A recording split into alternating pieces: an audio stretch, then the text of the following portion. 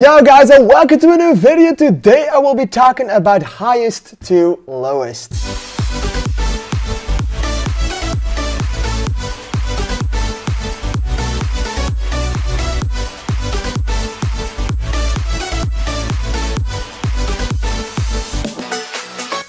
Alright, so around 2 months ago I already talked about the predecessor of this movie, the movie this one was actually based on. I was talking about Akira Kurosawa's High and Low, and in that video I said that a remake slash reboot of that movie, an American retelling of it, was coming, and that is the one I am reviewing today. It is on Apple TV Plus, you can watch it, and it is something, let's just say that. What I personally thought of it, I feel very conflicted on it, as I do really feel like this is a reboot of Akira Kurosawa's High and Low, but it also is a tribute to that movie, but it also is just a reimagination, just taking the ideas of High and Low and putting their own spin on it, and that is mostly to do with, of course, the Americanization of it all. It's now in America, it's not in Japan anymore, we are now in New York. It's not about this man, this rich guy with a firm. This now is a music artist. Music producer, that's the word I was looking for. It's now a music producer in Denzel Washington.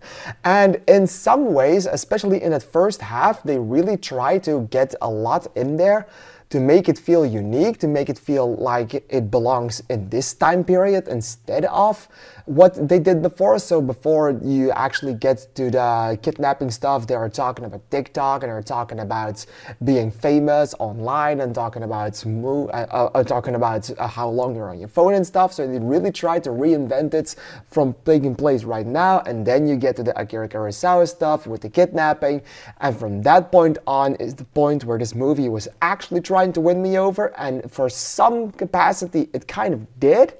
But for most of it, it absolutely missed the ball hard. And I feel like when they tried to copy everything from High and Low, the movie did their absolute best, and you could respect it in any way possible, because it was still a faithful remake, a faithful readaptation, or a faithful retelling of that story. It just was never quite as tense as the Akira Kurosawa film was. And you can say what you want about the acting. The acting is absolutely sublime in every single part of it.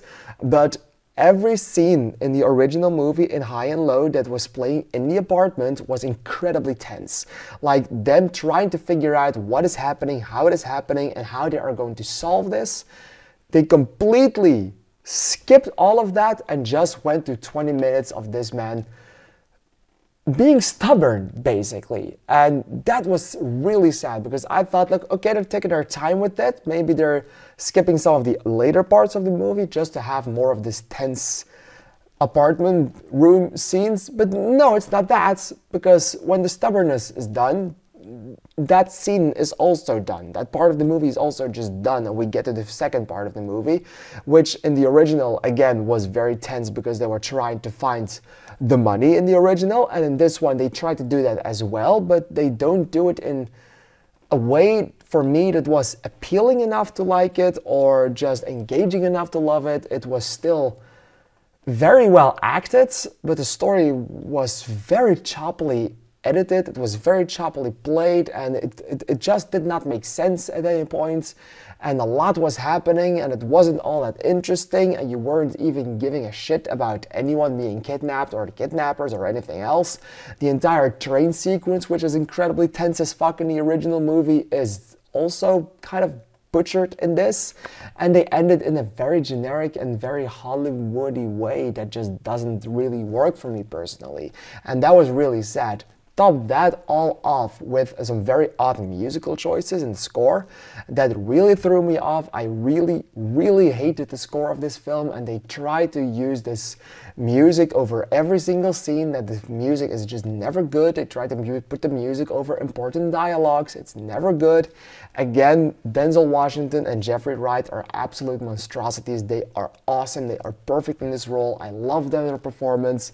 It's just that everything else surrounding this film basically threw me off and basically made me feel like this is not nearly as good as the original movie was. And I know that is kind of an unfair comparison to make because of course the original movie is as great as it was. But the movie acknowledges being a remake. It doesn't say that it's something original. It doesn't have to say it, but at multiple points it tells you that this is a remake of High and Low. So of course the comparisons are going to come. And taking both movies, you can definitely see that this one missed the ball on almost every spot apart from the casting and apart from the acting. And that is really sad, and that is what threw me off on this movie. I was really excited for it, but I ended up being mostly disappointed by it. I did think that the Americanization was kind of interesting, that placing it in this time period was interesting enough. They just did not do enough with the story, and they tried to focus too hard on the stuff that was still important in the original, but did not give you the tension or did not give you everything you needed. They tried to solely take the emotional parts, but if you solely take the emotional parts and leave all the substance out of it, that's also not going to work. And I feel like that is what this movie suffered from. And of course, it's a director. He's already aging, my Mr. Spike Lee. I love the guy. I love most of his movies. This one just missed the ball for me. But you can definitely see that he was trying to give his opinion on how the world works nowadays and how he thinks of it. And I can deeply appreciate that. But not when it's taking away the substance of the movie, especially if it's a remake of something that already exists and you have the material right there and you can just... You failed to put it on screen. And that is, in my opinion, what happened in this one. They failed to put this on screen faithfully. They tried to focus on the wrong things. They tried to focus on having an opinion on the world nowadays a little too much, taking away some of the good aspects from the original movie, from the original script, that they could have just picked from the original and put it in an American remake. That is what I think of this. In the end, I was deeply disappointed by Highest to Lows, but I do see the appeal to the acting and to the characters that they are playing, and I do feel like some people could get something out of this one, especially if you haven't seen High and Low yet. I would recommend watching this and then watching High and Low afterwards to make the comparison on your own. Maybe your opinion will change having this one fresher than High and Low. Alright? Thank you guys for watching. In the end, I will give this one 2 stars. I do not think it was great, but I do not think it was an abomination as well. What did you think of it? Please let me know in the comments down below because I'm really excited to hear your opinion on it. I want to thank you for watching and I'd like to see you in the next video. Thank you and bye bye.